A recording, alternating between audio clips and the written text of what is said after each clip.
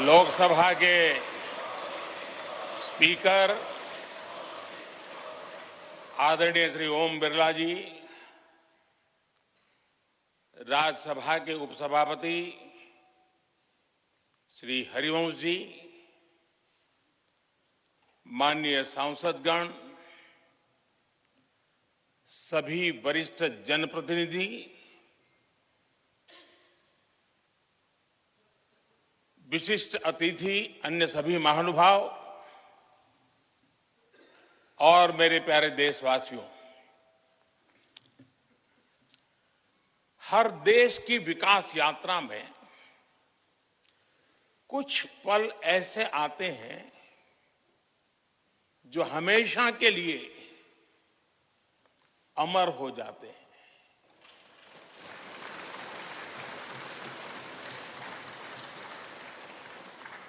कुछ तारीखें समय के ललाट पर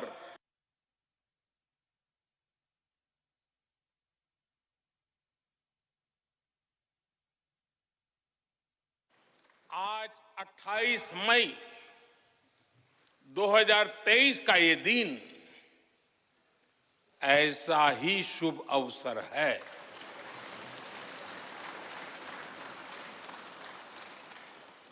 देश आजादी के 75 वर्ष होने पर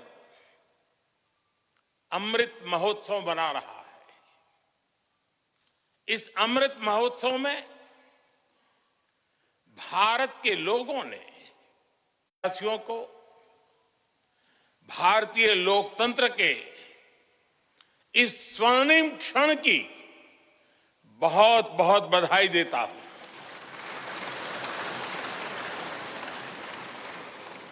साथियों, ये सिर्फ एक भवन नहीं है,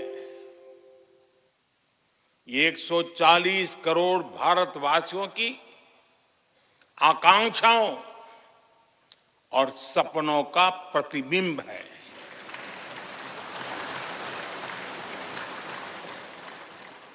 ये विश्व को भारत के दृढ़ संकल्प का संदेश देता हमारे लोकतंत्र का मंदिर है।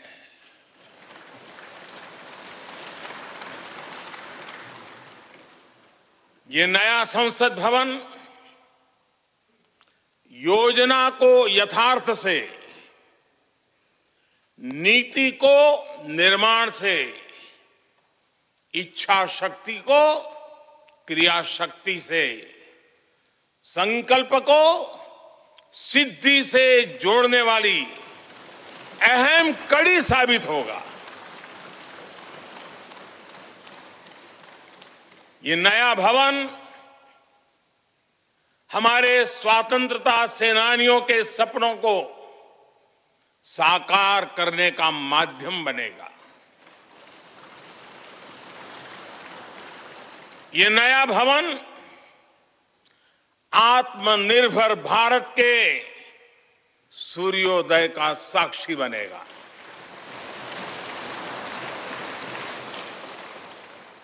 ये नया भवन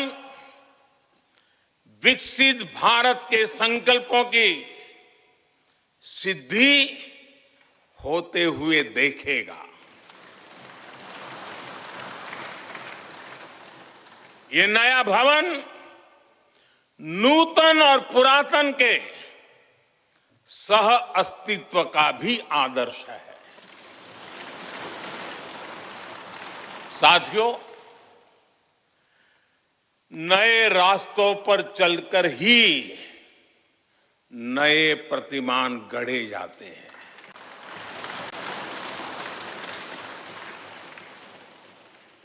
आज नया भारत नए लक्ष्य तय कर रहा है,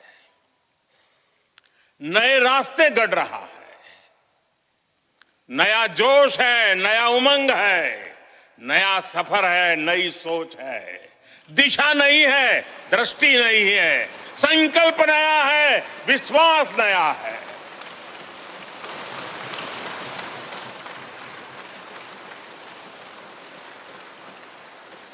और आज फिर एक बार पूरा विश्व भारत को, भारत के संकल्प की दृढ़ता को, भारतवासियों की प्रखरता को, भारतीय जनशक्ति की जिजीविषा को आदर और उम्मीद के भाव से देख रहा है।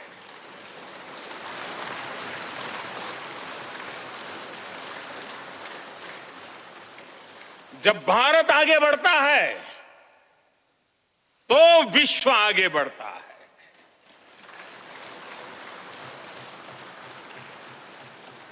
संसद का ये नया भवन भारत के विकास से विश्व के विकास का भी आह्वान करेगा।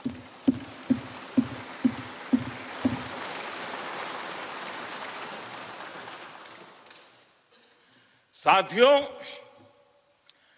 आज इस ऐतिहासिक अवसर पर कुछ देर पहले संसद की इस नई इमारत में पवित्र सेंगोल की भी स्थापना हुई है।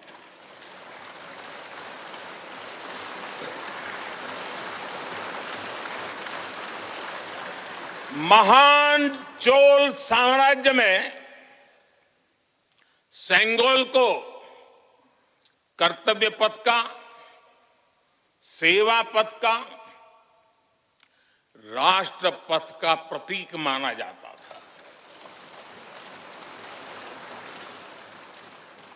राजा जी और आदीनम के संतों के मार्गदर्शन में यही सेंगोल सत्ता के हस्तांतरण का प्रतीक बना था। तमिलनाडु से विशेष तौर पर आए हुए आदीनम के संत आज सुबह संसद भवन में हमें आशीर्वाद देने उपस्थित हुए थे। मैं उन्हें पुनः श्रद्धापूर्वक नमन करता हूं। उनके ही मार्गदर्शन में लोकसभा में ये पवित्र सेंगोल स्थापित हुआ है। पिछले दिनों मीडिया में इसके इतिहास से जुड़ी बहुत सारी जानकारी उजागर हुई है। मैं इसके विस्तार में नहीं जाना चाहता हूं, लेकिन मैं मानता हूं ये हमारा सौभाग्य है कि इस पवित्र सेंगोल को हम उसकी गरिमा लौटा सके हैं, उसकी मान मर्यादा लौटा सके। जब भी इस संसद भवन में कार्यवाही शुरू होगी, ये सेंगोल हम सभी को प्रेरणा देता रहेगा। साथियों, भारत एक लोकतांत्रिक राष्ट्र ही नहीं बल्कि लोकतंत्र की जननी भी है, मदर ऑफ डेमोक्रेसी भी है। भारत आज वैश्विक लोकतंत्र का भी बहुत बड़ा आधार है। लोकतंत्र हमारे लिए सिर्फ एक व्यवस्था नहीं, एक संस्कार है, एक विचार है, एक परंपरा है। हमारे वेद हमें सभाओं और समितियों के लोकतांत्रिक आदर्श सिखाते हैं। महाभारत जैसे ग्रंथों में गणों और गणतंत्रों की व्यवस्था का उल्लेख मिलता है। हमने वैशाली जैसे गणतंत्रों को जीकर दिखाया है। हमने भगवान बसवेश्वर के अनुभव मंटपा को अपना गौरव माना है।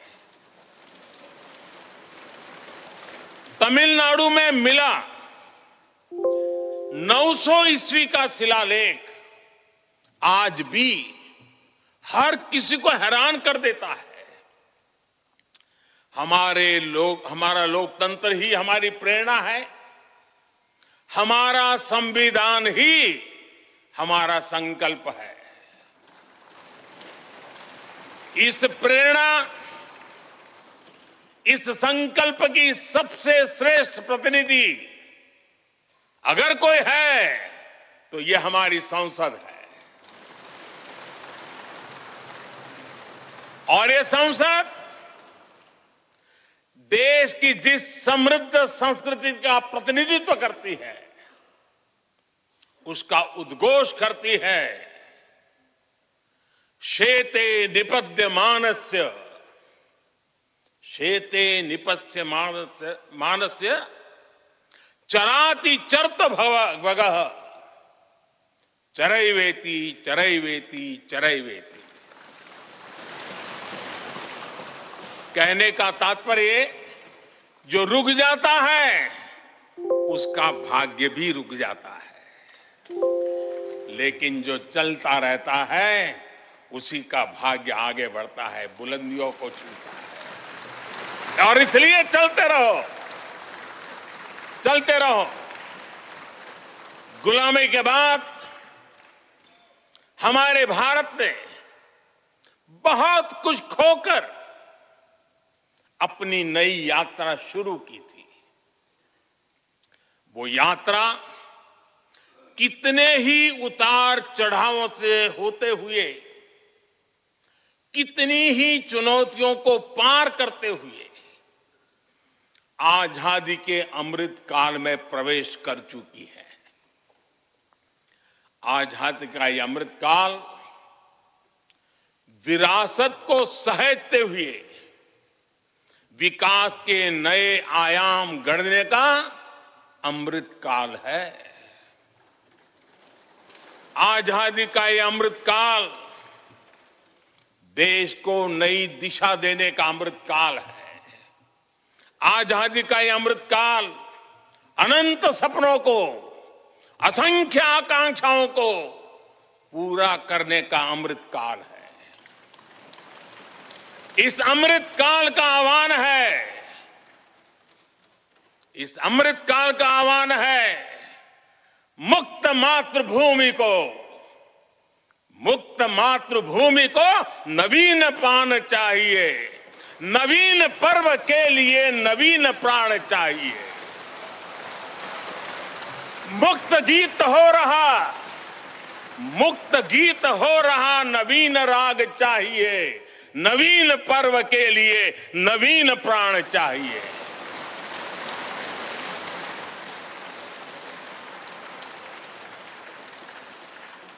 और इसलिए भारत के भविष्य को उज्जवल बनाने वाली इस कार्यस्थली को भी उतना ही नवीन होना चाहिए,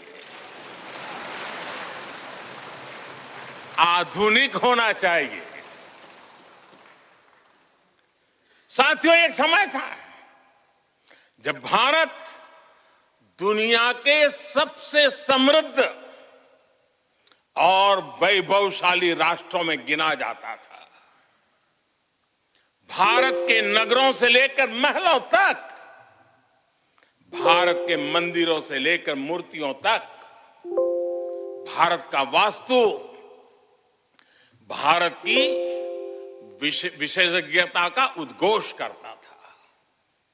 सिंधु सभ्यता के नगर नियोजन से लेकर मौर्यकालीन स्तंभों और स्तूपों तक, चोल शासकों के बनाए भव्य मंदिरों से लेकर जलाशयों और बड़े बांधों तक भारत का कौशल विश्व भर से आने वाले यात्रियों को हैरान कर देता था। लेकिन सैकड़ों साल की गुलामी ने हमसे हमारा ये गौरव छीन लिया।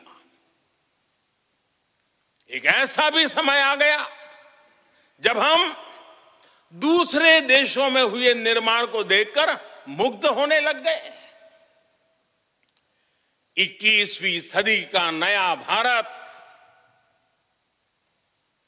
बुलंद हौसले से भरा हुआ भारत अब गुलामी की उस सोच को पीछे छोड़ रहा है। आज भारत प्राचीन कला की उस गौरवशाली धारा को एक बार फिर अपनी तरफ मोड़ रहा है और संसद की ये नई इमारत इस प्रयास का जीवंत प्रतीक बनी है। आज नए संसद भवन को देखकर हर भारतीय गौरव से भरा हुआ है। इस भवन में विरासत भी है, वास्तु भी है, इसमें कला भी है, कौशल भी है, इसमें संस्कृति भी है और संविधान के स्वर भी है। आप देख रहे हैं कि लोकसभा का आंतरिक हिस्सा, यहां भी देखिए, यहां भी देखिए, राष्ट्रीय पक्षी मोर पर आधारित है। राज्यसभा का आंतरिक हिस्सा राष्ट्रीय फूल कमल पर आधारित है और संसद के प्रांगण में हमारा राष्ट्रीय वृक्ष बरगद भी है। हमारे देश के अलग अलग हिस्सों की जो विविधता है, इस नए भवन ने उन सबको समाहित किया है। इसमें राजस्थान से लाए गए ग्रेनाइट और बलुआ पत्थर लगाए गए हैं। ये जो लकड़ी का काम आप देख रहे हैं ना, वो महाराष्ट्र से आई है। यूपी में भदोही के कारीगरों ने इसके लिए अपने हाथ से कालीनों को बुना है।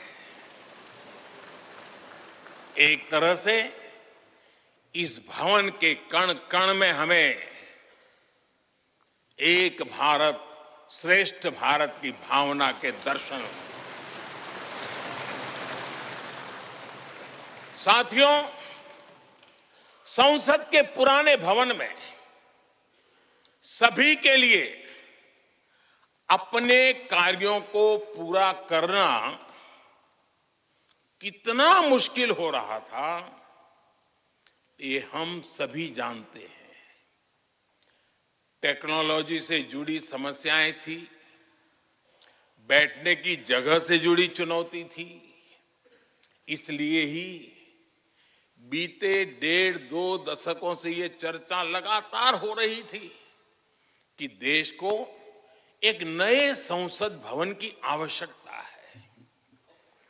और हमें ये भी देखना होगा कि आने वाले समय में सीटों की संख्या बढ़ेगी, सांसदों की संख्या बढ़ेगी, वो लोग कहां बैठते हैं? और इसलिए ये समय की मांग थी कि संसद की नई इमारत का निर्माण किया जाए। और मुझे खुशी है कि भव्य इमारत आधुनिक सुविधाओं से पूरी तरह लैस है। आप देख रहे हैं कि इस समय भी इस हॉल में सूरज का प्रकाश सीधे आ रहा है, बिजली कम से कम खर्च हो, हर तरफ लेटेस्ट टेक्नोलॉजी वाले गैजेट्स हों, इन सभी का इसमें पूरा ध्यान रखा गया है। साथियों, आज सुबह ही मैं इस संसद भवन को बनाने वाले श्रमिकों के एक समूह से मिला हूं। इस संसद भवन ने करीब 60,000 श्रमिकों को रोजगार देने का भी काम किया है। उन्होंने इस नई इमारत के लिए अपना पसीना बहाया है। मुझे खुशी है कि इनके श्रम को समर्पित एक डिजिटल गैलरी भी संसद में बनाई गई है और विश्व में शायद ये पहली बार हुआ होगा। संसद के निर्माण में अब उनका योगदान भी अमर हो गया है। साथियों, कोई भी एक्सपर्ट अगर पिछले 9 वर्षों का आकलन करे तो पाएगा कि ये 9 साल भारत में नव निर्माण के रहे हैं, गरीब कल्याण के रहे हैं। आज हमें संसद की नई इमारत के निर्माण का गर्व है, तो मुझे पिछले 9 साल में गरीबों के 4 करोड़ घर बनने का भी संतोष है। आज जब हम इस भव्य इमारत को देखकर अपना सर ऊंचा कर रहे हैं, तो मुझे पिछले 9 साल में बने 11 करोड़ शौचालयों का भी संतोष है, जिन्होंने महिलाओं की गरिमा की रक्षा की, उनका सर ऊंचा कर दिया। आज जब हम इस संसद भवन में सुविधाओं की बात कर रहे हैं, तो मुझे संतोष है कि पिछले 9 साल में हमने गांवों को जोड़ने के लिए 4 लाख किलोमीटर से भी ज्यादा सड़कों का निर्माण किया।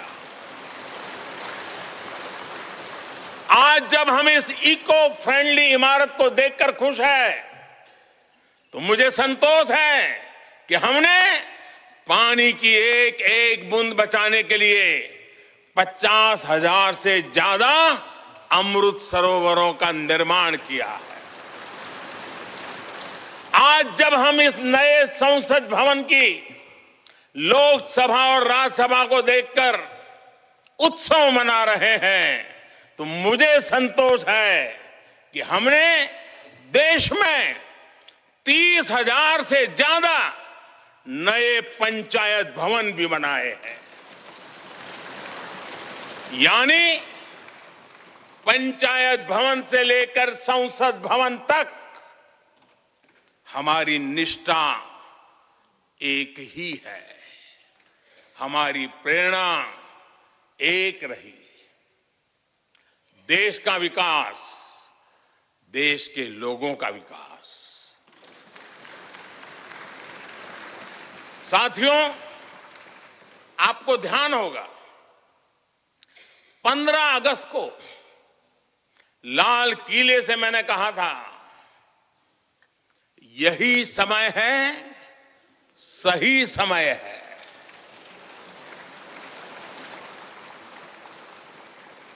हर देश के इतिहास में ऐसा समय आता है जब देश की चेतना नए सिरे से जागृत होती है।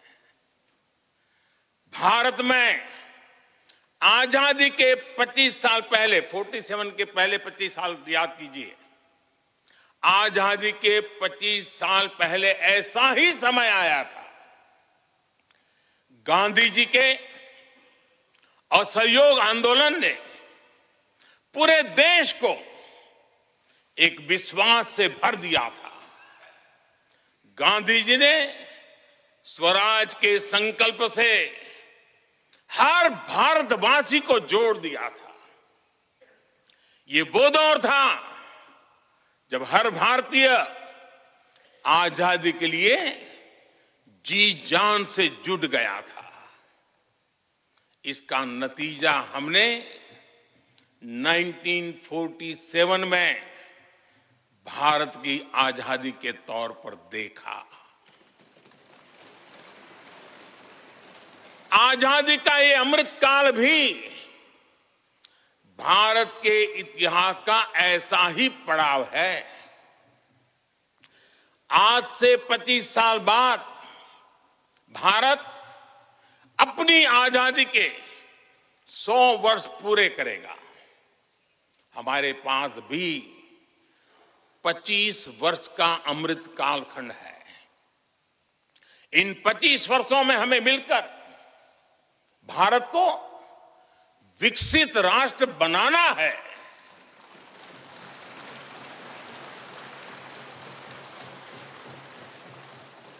लक्ष्य बड़ा है, लक्ष्य कठिन भी है, लेकिन हर देशवासी को आज इसके लिए जी जान से जुटना ही है।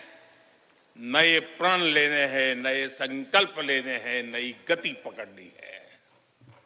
और इतिहास गवाह है कि हम भारतीयों का विश्वास सिर्फ भारत तक ही सीमित नहीं रहता।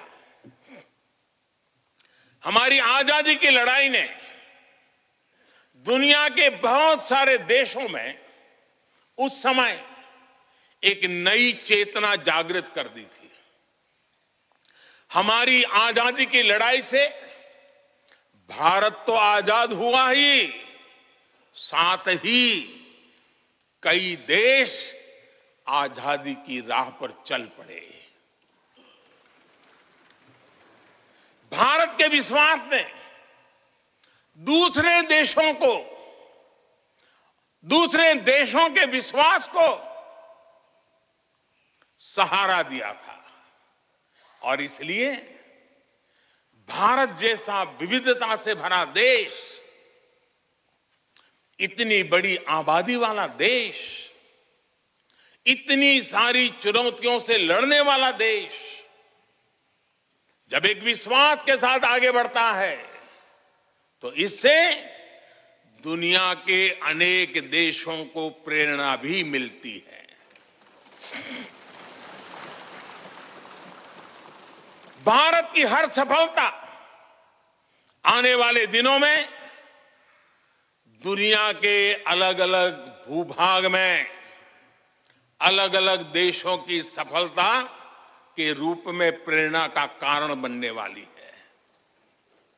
आज यदि भारत तेजी से गरीबी दूर करता है तो ये कई देशों को गरीबी से बाहर आने की प्रेरणा भी देता है। भारत का विकसित होने का संकल्प कई और देशों का संबल बनेगा। इसलिए भारत की जिम्मेदारी और बड़ी हो जाती है। और साथियों,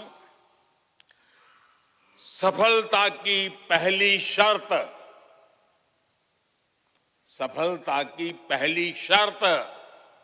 सफल होने का विश्वास ही होती है। ये नया संसद भवन इस विश्वास को नई बुलंदी देने वाला है। ये विकसित भारत के निर्माण में हम सभी के लिए नई प्रेरणा बनेगा। ये संसद भवन हर भारतीय के कर्तव्य भाव को जागृत करेगा। मुझे विश्वास है इस संसद में जो जनप्रतिनिधि बैठेंगे वे नई प्रेरणा के साथ लोकतंत्र को नई दिशा देने का प्रयास करेंगे।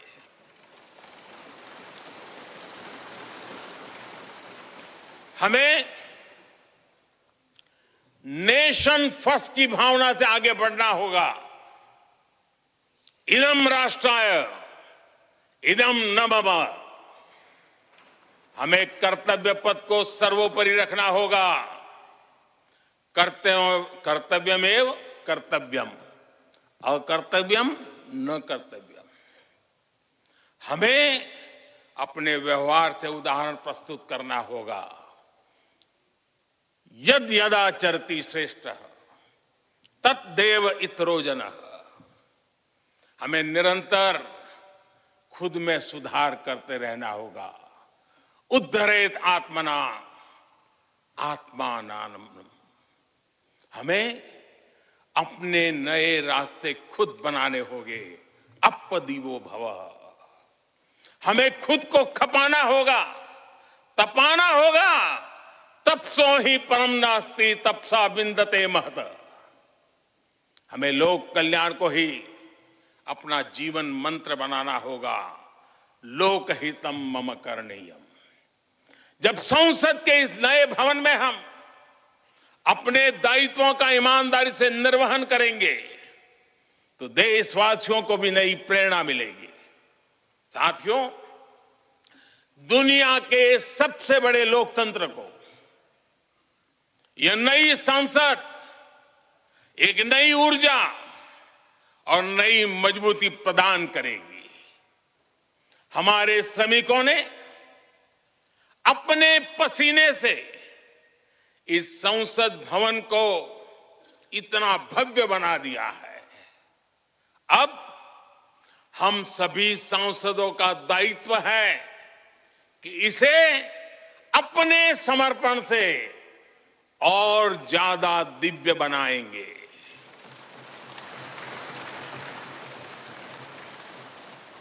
एक राष्ट्र के रूप में हम सभी 140 करोड़ भारतीयों का संकल्प ही इस नई संसद की प्राण प्रतिष्ठा है।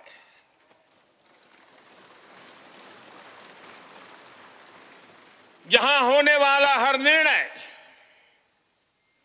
आने वाली सदियों को सजाने संवारने वाला है। यहां होने वाला हर निर्णय आने वाली पीढ़ियों को सशक्त करने वाला होगा।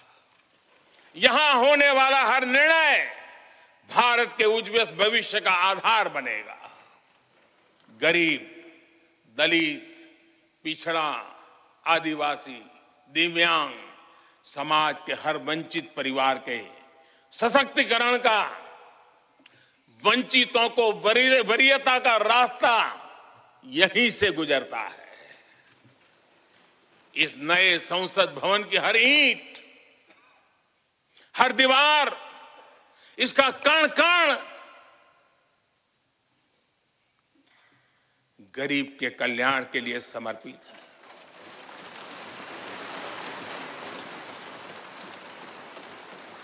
अगले 25 वर्षों में संसद के इस नए भवन में बनने वाले नए कानून भारत को विकसित भारत बनाएंगे। इस संसद में बनने वाले कानून भारत को गरीबी से बाहर निकालने में मदद करेंगे। इस संसद में बनने वाले कानून देश के युवाओं के लिए, महिलाओं के लिए नए अवसरों का निर्माण करेंगे। मुझे विश्वास है संसद का यह नया भवन नए भारत के सृजन का आधार बनेगा। एक समृद्ध, सशक्त और विकसित भारत नीति, न्याय, सत्य, मर्यादा और कर्तव्य पथ पर और सशक्त होकर चलने वाला भारत। मैं समस्त भारतवासियों को नए संसद भवन की फिर से बहुत बहुत बधाई देता हूं। धन्यवाद।